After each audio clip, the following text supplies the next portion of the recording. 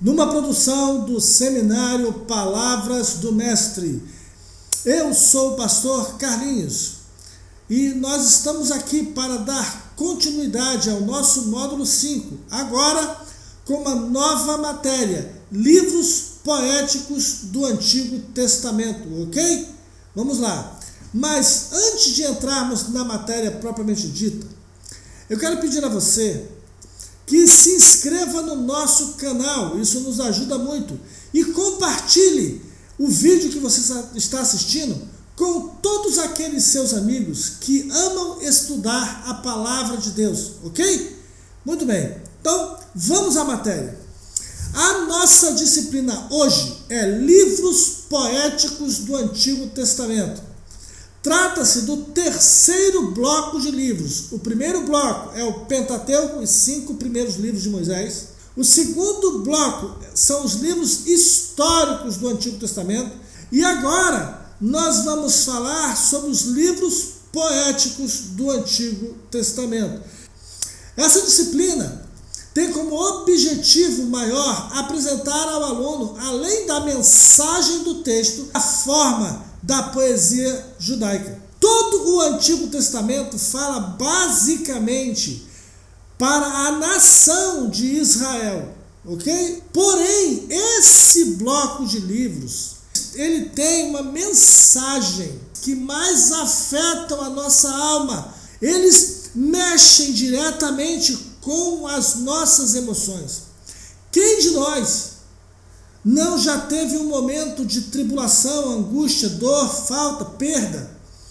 E naquele momento buscamos na Bíblia o consolo, o alívio, o refrigério, e abrimos justamente nesse bloco de livros, que são os livros poéticos. São passagens que nos ajudam, nos consolam, nos confortam. Como, por exemplo, o Senhor é o meu pastor e Ele não vai me faltar. Deus é o nosso refúgio e fortaleza, socorro bem presente na hora da tribulação. Por que te abate, ó minha alma, dentro de mim? Espera em Deus, porque eu ainda o louvarei. Palavras que falam diretamente ao nosso coração, ok? Vamos lá. Os livros poéticos é o terceiro bloco de livro da Bíblia, depois do Pentateuco e dos históricos. Ele compreende Jó, o livro de Salmos, com 150 salmos, depois o livro de Cântico dos Cânticos, depois vem Provérbios, Eclesiastes e, por fim, Lamentações de Jeremias, que também é poético, ok? Muito bem. A poesia hebraica, como todas as outras poesias, ela também tem rima e ritmo, mas o seu diferencial está na sua principal característica. Qual é? O paralelismo de ideias, figuras e pensamentos, ok? Você já vai entender. Bom, o paralelismo é uma característica muito forte dentro da poesia hebraica, aonde a primeira linha vai sempre contrastar com a segunda linha. Entenderam isso? Por exemplo, o sinônimo é quando a segunda linha da estrofe vai falar a mesma coisa que a primeira, só que com palavras diferentes. Exemplo, Salmo 19:1 diz assim: os céus proclamam a glória de Deus. A segunda linha, o firmamento anuncia as obras da sua mão. Ora, na verdade, os céus são o mesmo firmamento. Ele está repetindo, só que com uma fraseologia diferente. Entenderam? Muito bem. Tem também quando a segunda linha expressa uma ideia oposta à da primeira. É o antitético. Por exemplo, Salmo 1, verso 6 diz assim, ó: pois o Senhor conhece o caminho dos justos, mas o caminho dos ímpios perecerá. Ele está falando dos dois extremos, o caminho do justo e o caminho do ímpio. Entenderam isso? Também tem quando a segunda linha ela completa o pensamento da primeira linha, que é o sintético. Diz assim, ó, Salmo 19:7. A lei do Senhor é perfeita e restaura a alma.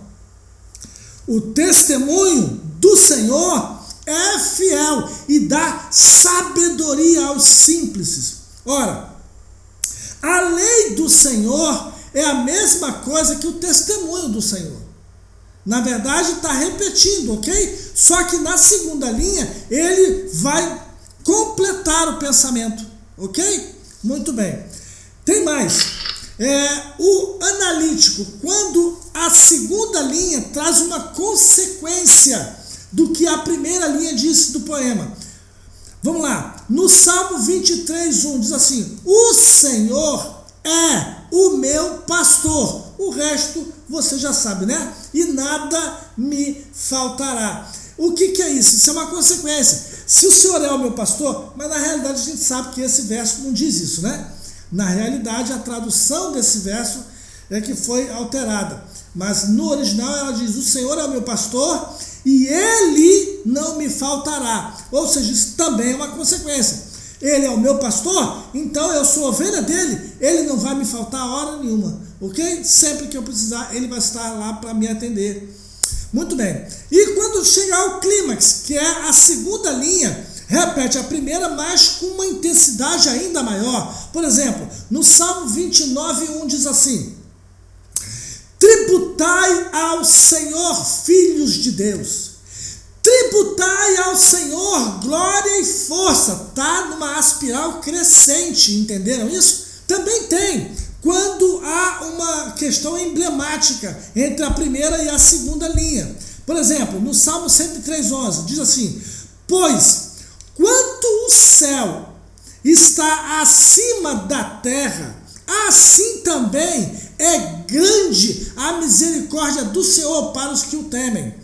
Olha só, ele está comparando a distância da terra ao céu com a grandeza da misericórdia de Deus. E tem também quando a segunda linha vai repetir a primeira, mas na ordem invertida. Presta atenção. No Salmo 51, no verso 1 diz assim: compadece-te de mim, ó Deus, segundo a tua benignidade. Apaga as minhas transgressões.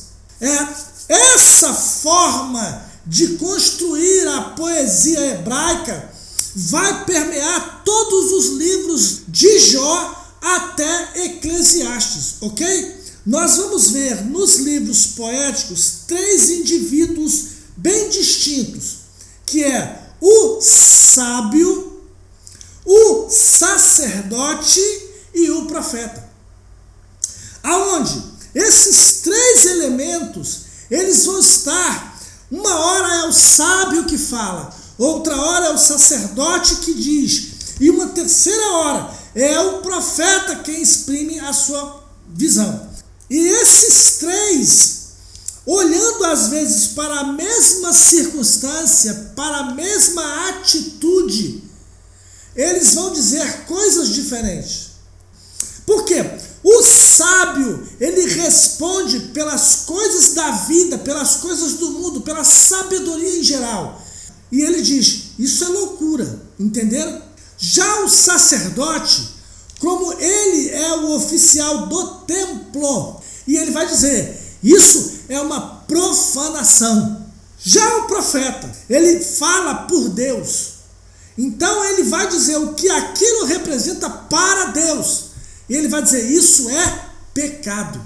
Ofendeu a santidade de Deus. Entenderam isso? Muito bem. Agora sim, vamos entrar no livro de Jó.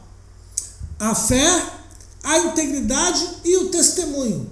Testados através do sofrimento intenso. Ok? Vamos lá. Bem, Jó era um homem muito rico. Primeiro, esse livro de Jó, ele não tem data. Mas os historiadores, os biblistas, eles acreditam que esse é um dos livros mais antigos da Bíblia, se não o mais antigo. Alguns acreditam que ele é do tempo de Abraão e há outros que dizem que ele é anterior ainda ao próprio Abraão. Primeiro porque Jó não cita Abraão. O pai da fé parece que não existe para ele. Ele não tem conhecimento. Ele não cita a lei de Moisés, ele não fala da palavra de Deus, nada disso. Jó conhece a Deus de ouvir falar. Isso parece com a tradição dos antigos, como era feito antes, depois do dilúvio, ok? Outra coisa, a idade de Jó mostra pra gente que ele viveu no tempo dos patriarcas. No final do livro de Jó, no capítulo 42, Jó é restaurado e ele vive mais 140 anos.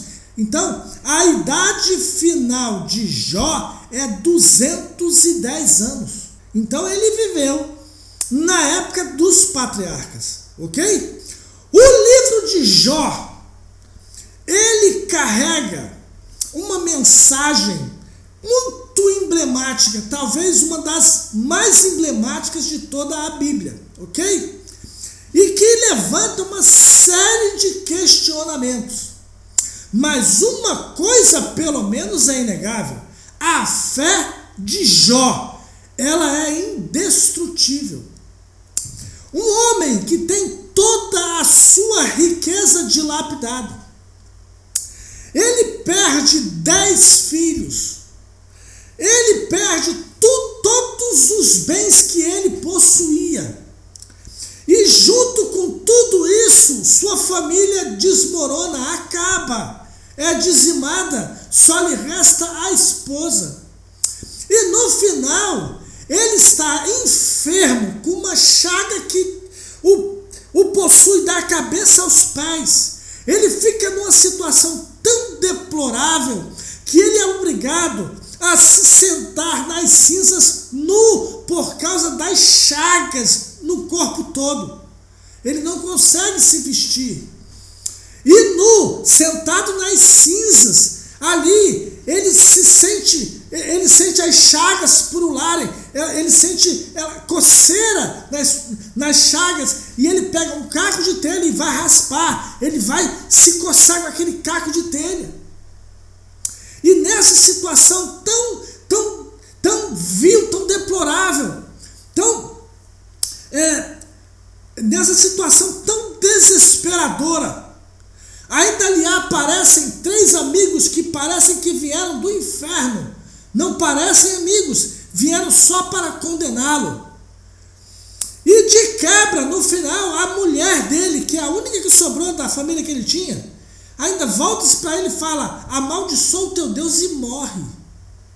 E esse camarada, que está na situação mais difícil que se pode imaginar de um ser humano, ele volta-se para os céus e diz: eu sei que o meu Redentor vive e por fim ele se levantará sobre a terra. Ele está dizendo que sabe que Deus está vivo. Ele não teme pela própria morte. Ainda que ele esteja passando por um vale da sombra da morte, ele sabe que o Deus dele está vivo como nunca na sua alma. Muito forte. É uma mensagem que bate de frente com as mensagens de autoajuda que nós vemos hoje na igreja da pós-modernidade, aonde o céu parece um balcão de negócios. Você dá para receber, se você fizer, Deus faz, se você quiser alcançar, você tem que liberar. Jó, o que leva ele a essa situação não é um pecado escondido, não é uma atitude desonesta, Não é porque ele tem alguma coisa ainda não tratada na alma, não, ao contrário. O que leva Jó a essa circunstância é exatamente a sua fidelidade. E essa fidelidade dele é testificada pelo próprio Deus. Afinal de contas, é Deus quem diz para Satanás: vistes ao meu servo Jó, homem temente a Deus, reto, justo e que se desvia do mal. Isso mostra para gente que muito do que se prega nos nossos púlpitos hoje está completamente dissonante daquilo que está nas escrituras sagradas, ok? Jó era um homem rico, muito bem sucedido, e esse homem era temente a Deus. Nós não sabemos como Jó conheceu a Deus, mas sabemos que ele o conhecia. Quando os filhos de Jó faziam festas, ele fazia sacrifícios a Deus, pedindo perdão por se algum filho fizesse alguma bobagem, para aplacar a ira do Senhor. Então ele conhecia bem ao Senhor. Jó era um homem muito bem sucedido, rico, ok? E era temente a Deus, até que o próprio Deus dá testemunho de Jó. Quando Satanás se apresenta diante do Senhor, o Senhor pergunta ao diabo: vistes o meu servo Jó? Olha como está escrito. Olhem só. Observe o que está escrito. Como está escrito? Jó capítulo 1, verso 1. Havia um homem na terra de Uz, cujo nome era Jó. Esse homem era sincero, reto, temente a Deus e desviava-se do mal. A gente não vê Deus falando isso de muita gente não, viu? E nasceram-lhe 7 filhos e 3 filhas, 10.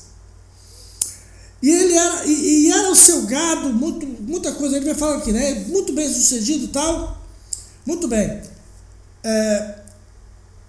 E vindo um dia em que os filhos de Deus vieram apresentar-se perante o Senhor, veio também Satanás entre eles. Só aqui levanta uma questão. Afinal de contas, Satanás tem ou não permissão para comparecer perante Deus, junto com os anjos? Um detalhe importante nessa passagem, e ela é real, ok? Isso é um relato, isso não é uma história inventada. Nem Satanás se assusta quando Deus fala com ele: de onde vens? Nem Deus o repreende por estar ali. Então, dá-nos a entender que essa é uma cena normal, é algo que acontece. Porque Deus não fala: por que você está aqui? Não. A impressão que dá é que é uma coisa normal ele estar ali. E, por sua vez, Satanás não se encolhe, não fica com medo, nada disso. Deus pergunta e ele responde naturalmente. De onde vens? Ele fala de andar pela terra, de passear por ela, de rodear a terra.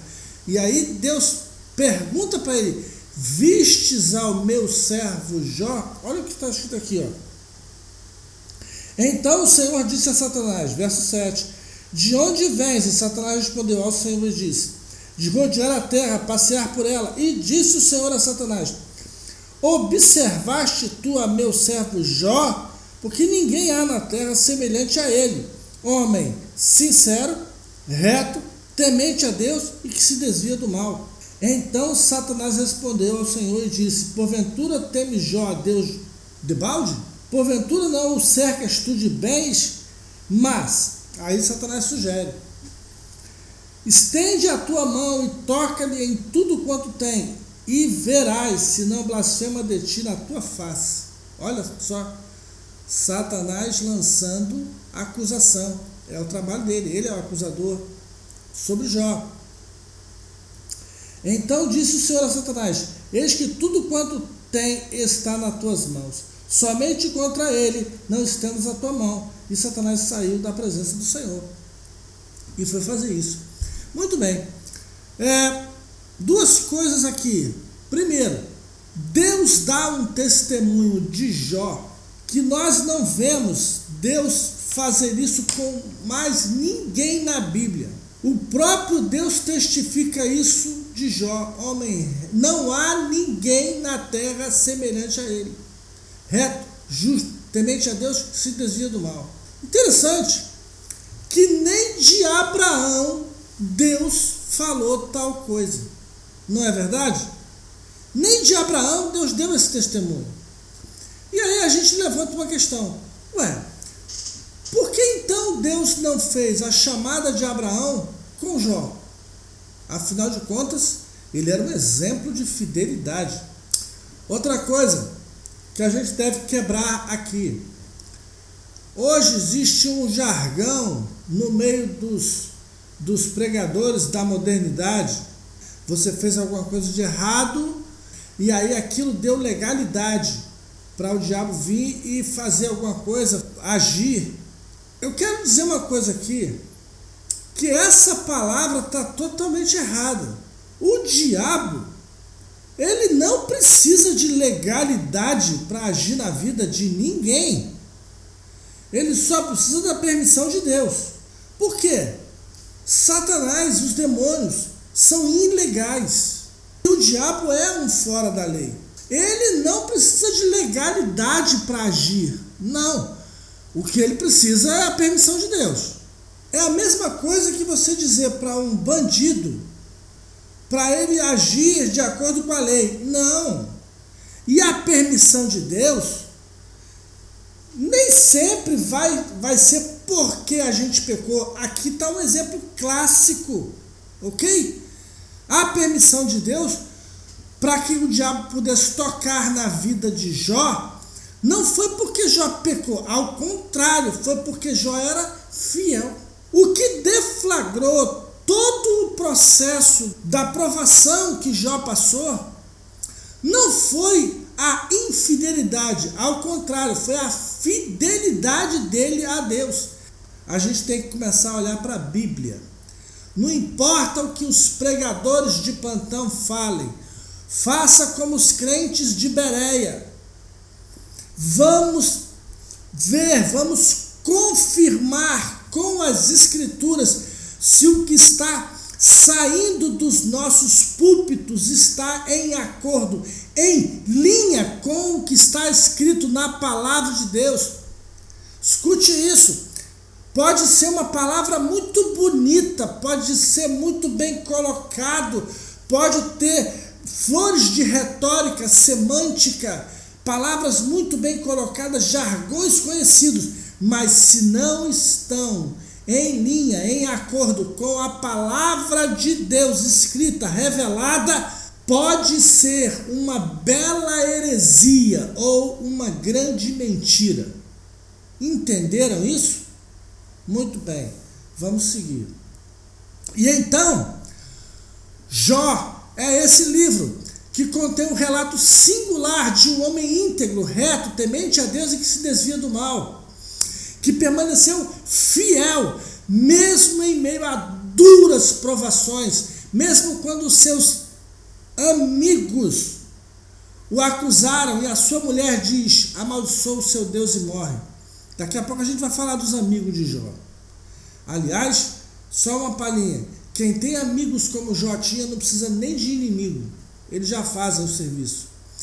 Certo é que todos nós podemos nos sentir como um Jó em algum momento da nossa vida, isso é uma verdade. Esse livro nos oferece uma análise pungente de algumas das perguntas mais difíceis de responder sobre a vida humana. Afinal de contas, por que coisas ruins acontecem com pessoas boas? Está aí uma pergunta difícil de responder, porque as causas do sofrimento nem sempre têm origem no pecado. Nesse caso aqui, em especial, tem a ver com a fidelidade. Se você vê o Salmo 78, quando Asaf, o grande maestro de música, o autor de vários louvores da Bíblia, nos Salmos, porque ele olha para o ímpio e vê prosperidade, e olha para a vida dele e vê dificuldade. A Bíblia não diz, mas a tradição rabínica diz que Asaf tinha uma filha cega. Isso não está na Bíblia, isso está na tradição rabínica. E ele é o camarada mais importante na adoração do templo. É ele que compõe os salmos para a inauguração do templo de Salomão. Pensa nisso. E justamente ele, em vez de ter uma vida top, regalada, tudo resolvido, não, tem um problema insolúvel dentro da sua casa. Você sabe que quando afeta nossos filhos, afeta a gente, não é verdade? E aí, o que dizer? Mas ele se recupera no final do salmo. Quando ele entra na presença de Deus, ele se recupera. Entenderam isso? Vamos lá. Bem, a mulher de Jó.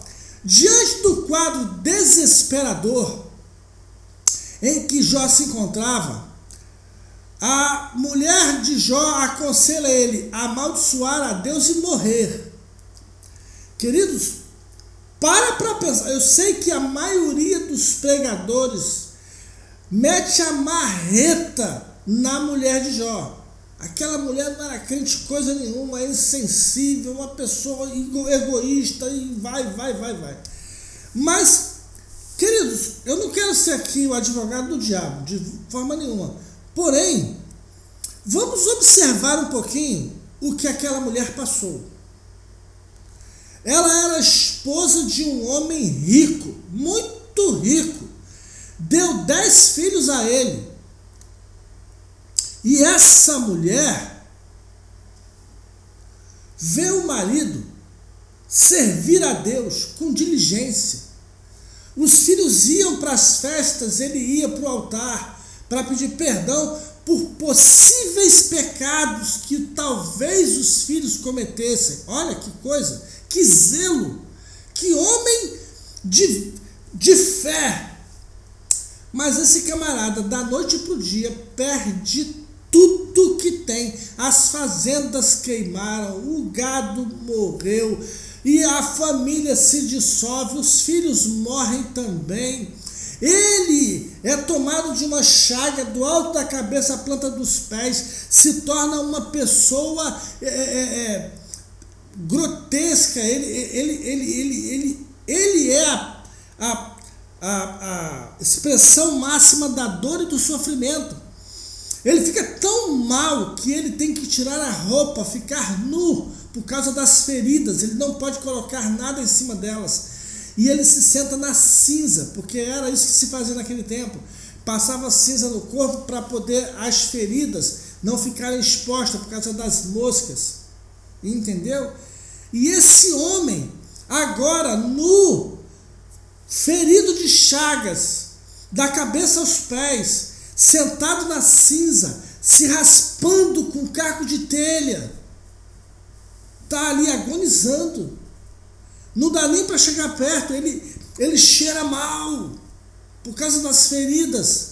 Imagina, ela entra em desespero. Afinal de contas, quantas mulheres você conhece que numa situação dessa vai embora, abandona, não quer mais saber?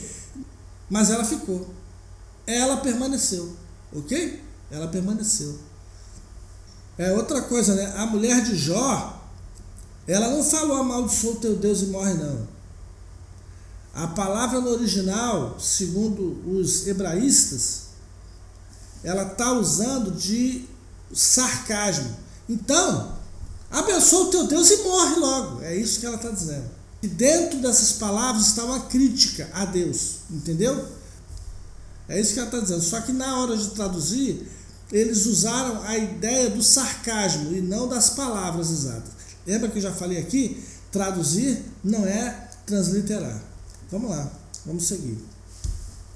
Bem, a data eu já falei, né? o Talmud, ele atribui a autoria desse livro a Moisés, ok? Ele vive no período patriarcal, isso a gente vê pela idade dele, né? Ele viveu 210 anos, só quem viveu essas idades assim foi o pessoal antes de Abraão. Peculiaridades do livro de Jó. Jó está na contramão dos livros de autoajuda. Os pregadores desavisados da pós-modernidade, eles afirmam que a fidelidade a Deus vai repelir toda e qualquer ação do inimigo. E pelo contrário, o que deflagrou todo o processo da provação que Jó passou foi a fidelidade dele a Deus. O livro de Jó ensina que devemos ter uma fé incondicional. Em Jó, capítulo 13, no versículo 15, diz assim, ainda que ele me mate, nele eu esperarei. Então Jó está dizendo que a fé dele transcende a morte. E ele nos exorta a olhar por sobre as tribulações e lutas para a eternidade. Olha o que ele vai dizer. Eu sei que o meu Redentor vive e ele será levantado e eu verei. Então ele está dizendo que mesmo que ele morra, o Redentor dele está vivo e ele o verá. Isso aponta para a eternidade. Jó não é um daqueles cristãos que querem tudo aqui nessa vida, não. Aliás, a Bíblia diz isso, não é? Se esperarmos de Cristo só nessa vida, somos ainda mais miseráveis do que todos os homens. É o que está escrito na palavra de Deus. Não é assim? Então, o que Deus quer de verdade é nos salvar do inferno. A melhoria da vida, as bênçãos nessa vida, nesse mundo, são consequências, mas não o objetivo principal. O foco de Deus é perdoar os nossos pecados, é escrever os nossos nomes no livro da vida do Cordeiro.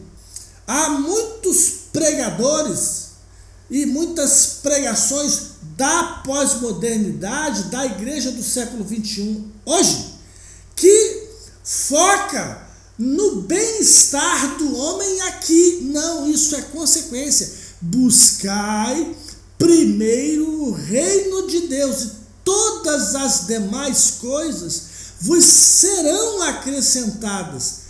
No Antigo Testamento está dito lá que estas bênçãos te alcançarão. Então, a bênção, ela é uma consequência e não o objetivo do cristão. Ok? Muito bem, vamos seguir. E no livro de Jó suscita essa pergunta, né? Afinal, o diabo tem essa permissão de entrar na presença de Deus? Pelo texto é fácil explicar que sim. Por quê? Nem Deus o repreende por estar ali. Pelo contrário, o Senhor fala com ele naturalmente, de onde vens? E ele responde. E nem Satanás fica temeroso ou fica retraído por causa da presença do Altíssimo, não. Ele responde normalmente, de rodear a terra e passear por ela. E há um diálogo ali estabelecido. Deus fala bem de Jó. Satanás o acusa, dizendo que ele só é fiel porque tem todos os bens que Deus dá. E um detalhe importante, deixa eu fazer uma ressalva aqui. Eu sei que há muitas pessoas escrevendo hoje sobre doutrina dos anjos, mas escute o que eu vou dizer. Não há na Bíblia Sagrada informações suficientes para que a gente possa construir uma doutrina detalhada sobre os anjos ou os demônios. Na realidade, as poucas informações que nós temos sobre o reino do Espírito, elas não são muito detalhadas. Nós não temos, por exemplo, todos os tipos de anjos que existem no céu, nem quais são os demônios que existem no inferno. Não temos isso, não. Nós não temos detalhes sobre anjos e sobre demônios. Para vocês terem noção, na Bíblia, no cânon reconhecido, nós só temos o nome de 2 anjos, que é Miguel e Gabriel, e acabou. Todos os outros nomes de anjo que você vê, sobretudo hoje na internet, é especulação e colhido em livros apócrifos. Aliás, é bom falar sobre isso. Muito do que se diz dos anjos e dos demônios hoje foi colhido nos livros apócrifos e não na Bíblia Sagrada, no cânon reconhecido. Não há credibilidade. Nós temos que ter muito cuidado com essas coisas, porque tem gente ensinando o que a Bíblia não ensina. Nós não podemos preencher as lacunas com os nossos achismos. Não. Precisamos ensinar o que a Bíblia diz do jeito que a Bíblia diz. Entenderam isso? Se nós temos uma fonte externa de conhecimento, devemos citar essa fonte e dizer, segundo a tradição rabínica, segundo o historiador X, segundo o que está escrito no Talmud, porque aí a pessoa que está ouvindo vai saber que aquilo não está nas Escrituras. Devemos deixar claro quando nós citamos algum livro, algum texto que não está nas Escrituras, ok?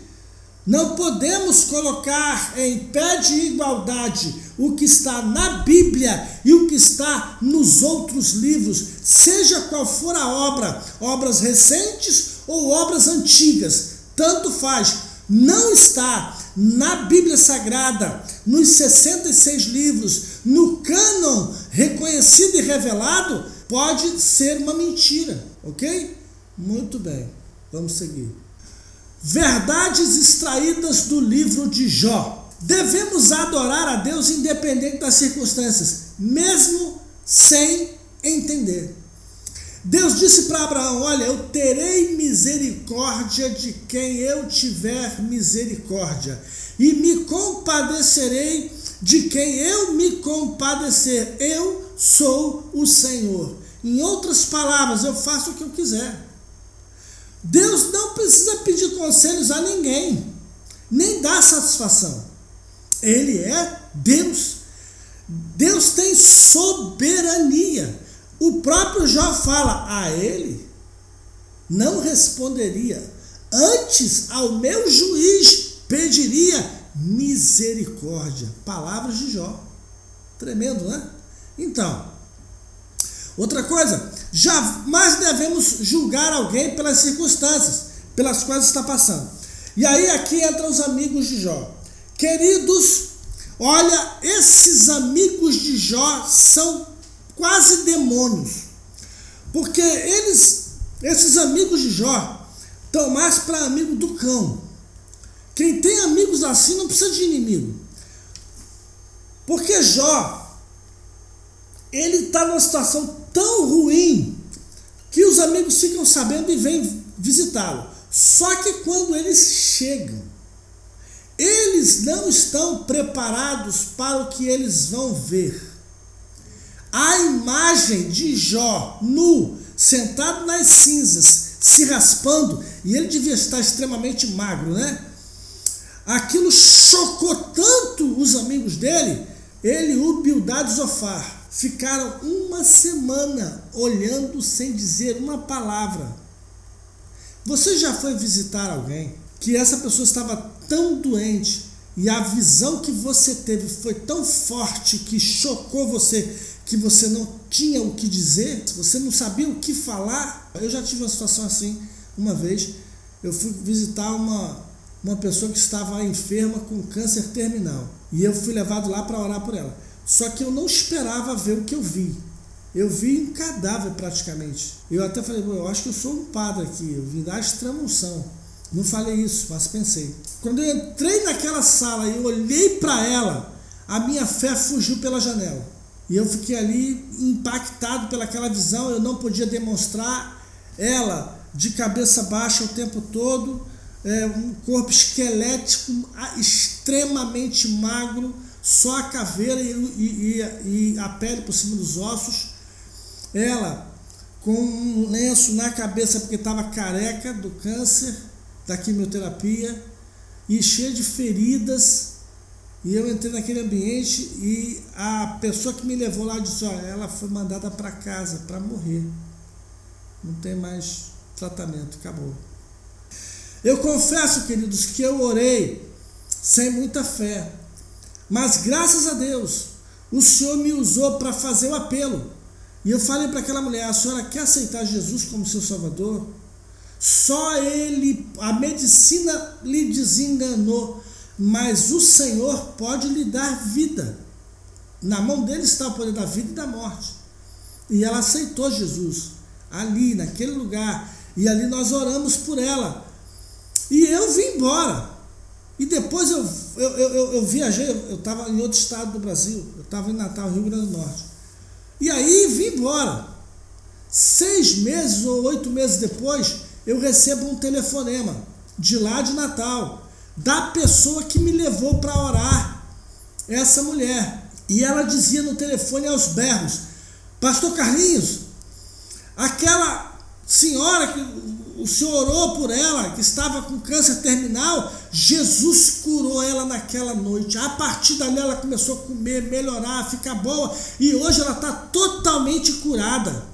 Quando Deus quer fazer, Ele só precisa que você abra esse bocão e profetize, e clame, e ore, e ponha a sua mão e ordene, porque nós somos a mão de Deus, a boca de Deus nessa terra. Igreja, nós somos o corpo de Cristo. Ele se manifesta aqui através de nós. Podia ser qualquer outra pessoa que fosse ali em nome de Jesus para orar ela, e Deus faria a mesma coisa. Não fui eu, foi Deus. Eu fui só o barro que ele usou, porque ele queria fazer, e apareceu alguém que se dispôs a orar, mesmo sem fé. Ele é com esse que eu vou. Meu querido, escute isso. Deus às vezes quer usar você para curar o vizinho, o parente, o amigo, aquela pessoa que você conhece que está muito enferma. Você pode ser o canal. Você pode olhar para você e não ver nada, mas não interessa você. Você e eu somos só o barro. Quem cura é Ele, quem faz é Ele, o poder é dele, a cura está com Ele. Aleluia. Glória a Deus. Mas vamos seguir. Vamos lá. E os amigos de Jó só sabiam condená-lo. Depois que passou os 7 dias iniciais de silêncio, foram ótimos nesse ponto. Se você não sabe o que dizer, não diga nada. Dê um abraço, aperte a mão, mas não fale bobagem. E aí, quando eles abriram a boca, começaram a condenar. Mas Jó, você está em pecado. Confessa, Jó. Você está errado, você fez alguma coisa, Deus é justo. Irmãos, a pior coisa é quando a gente quer explicar o inexplicável.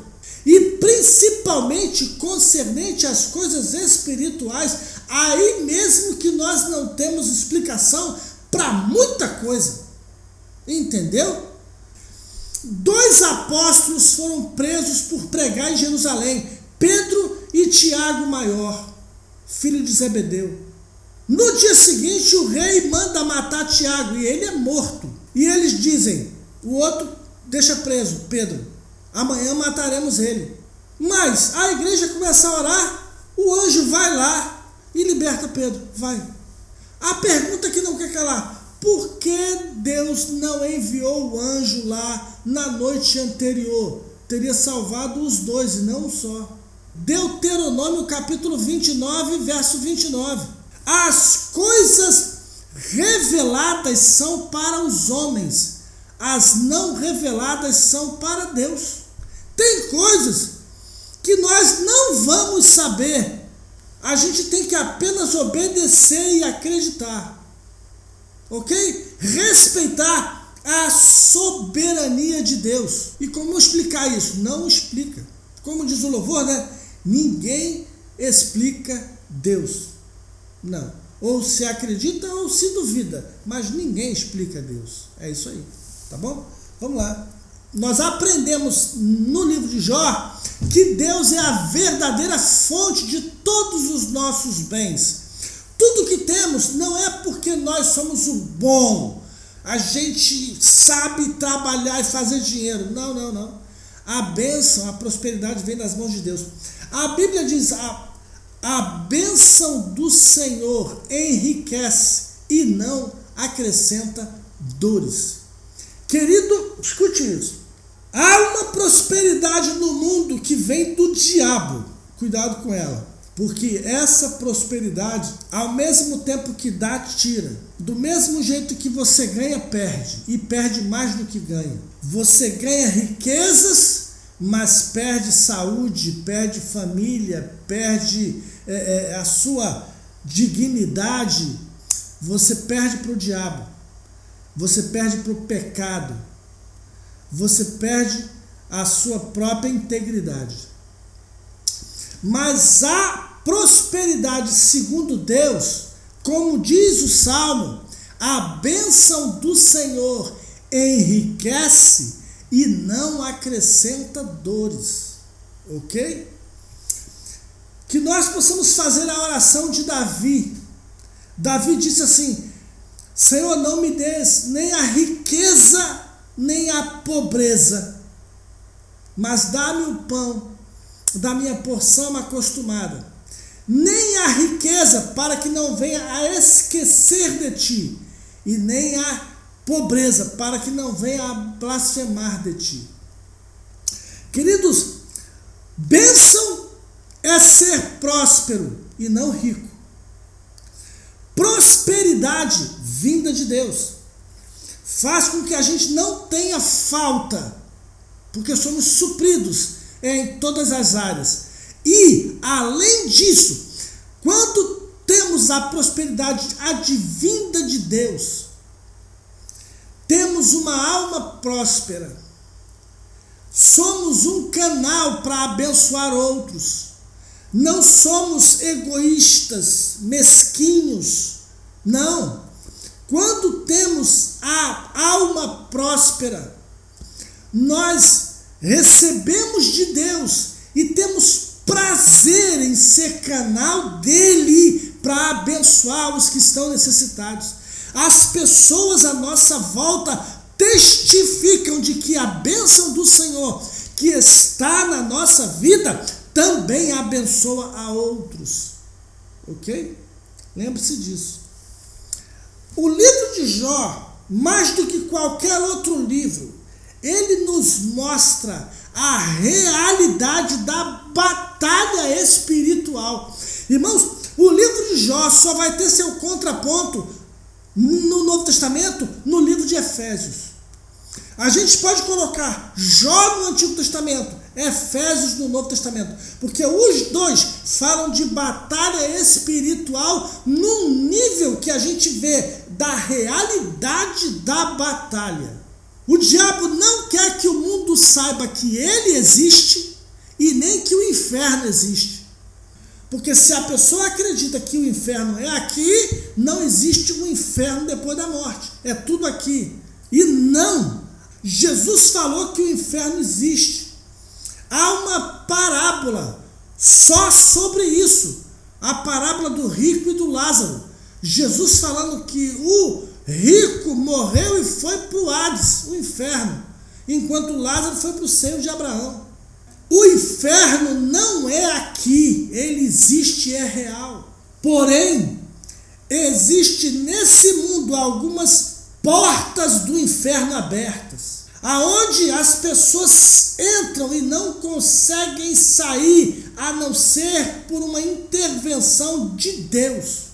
Portas dos vícios, da prostituição, coisas terríveis que as pessoas fazem, e elas entram nessas portas e ficam presas por demônios, por vícios, por cadeias espirituais. São portas do inferno nessa vida, nesse mundo. Mas graças a Deus que Jesus também falou: edificarei a minha igreja e as portas do inferno não prevalecerão contra ela. Ok? É isso aí. Nós vemos no livro de Jó que Deus ouve a oração de Jó, a intercessão dele por seus amigos. E é na intercessão de Jó por seus amigos que Deus muda a vida dele, do Jó. Deus repreende os amigos de Jó pela injustiça que fizeram, acusando Jó, fazendo o trabalho de Satanás. Aliás, aproveito aqui para abrir um parênteses. Cuidado para você não entrar na folha de pagamento do diabo. Você ser acusador dos teus irmãos. Nós não fomos chamados como juiz, ok? Há uma palavra dita por Paulo que diz assim, ó: tu que estás em pé, toma cuidado para não cair. Tu que julgas o servo alheio, ele está em pé ou cai, mas poderoso é Deus para o firmar. Há um ditado antigo que diz assim: perdoa a quem deu um passo em falso, e lembra-te que tu tens um pé que pode falhar. E agora, finalizando, Jó tem a sua sorte mudada. Deus deu-lhe tudo de volta em dobro. E os filhos que morreram, ele ganhou mais 10 filhos depois disso.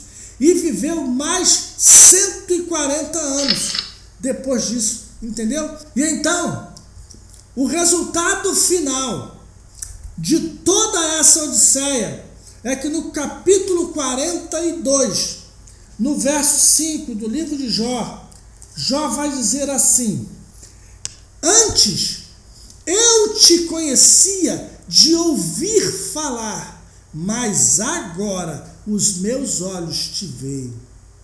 Essas experiências com Deus funcionam na nossa vida como cordas do abismo. O que é isso, pastor? Cordas do abismo é quando você está numa situação, sempre que você enfrenta uma situação desesperadora, uma situação em que você não vê saída, as experiências que você já teve com Deus até ali são como cordas do abismo. Você está caindo no precipício, mas você segura nessas cordas. Você segura nessas experiências, na palavra revelada e naquilo que você já viveu em Deus.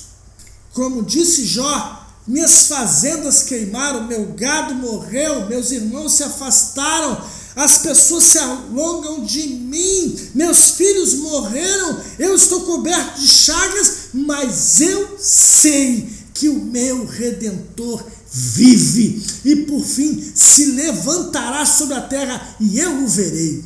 Aleluia. É isso aí. A fé que triunfa, a fé que passa por tudo, atravessa o vale da sombra da morte, lutas, tribulações, angústia, dores e perdas, mas triunfa e sai no final incólume. Aleluia. A fé perfeita em Deus. E ele vai dizer: antes eu te conhecia de ouvir falar, mas agora os meus olhos te veem. É diferente, irmãos.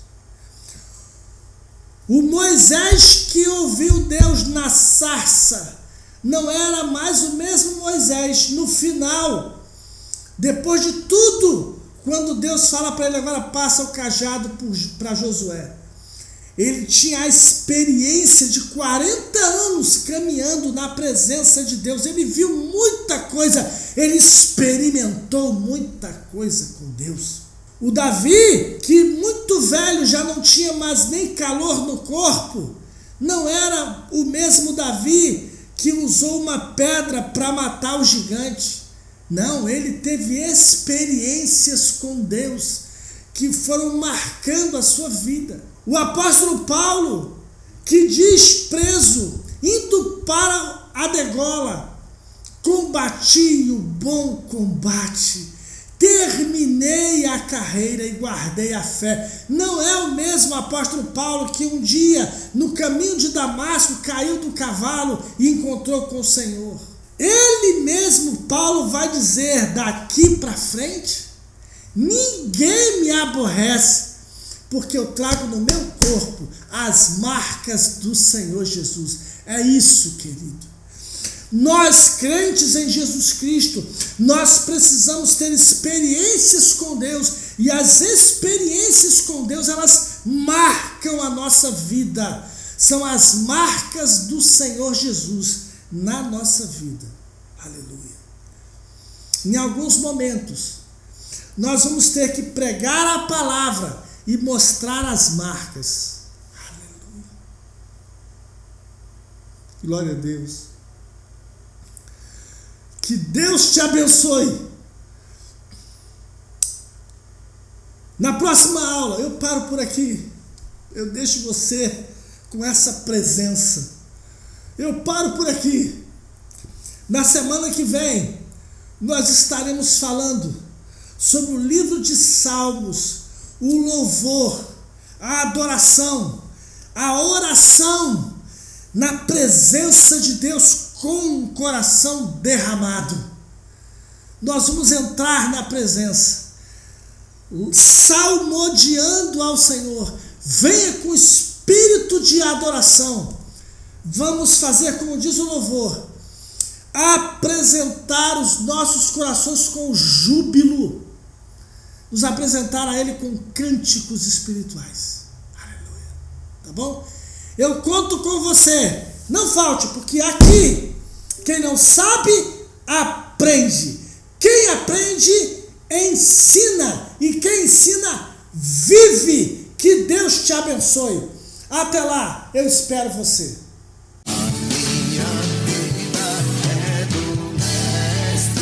Chegou a sua vez de realizar o seu sonho de fazer teologia. Invista no seu chamado.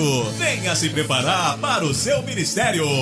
Venha estudar teologia no Seminário Interdenominacional Palavras do Mestre. Maiores informações no Zap 982287125. Anotou? Seminário Palavras do Mestre. Aqui, quem não sabe, aprende. Meu coração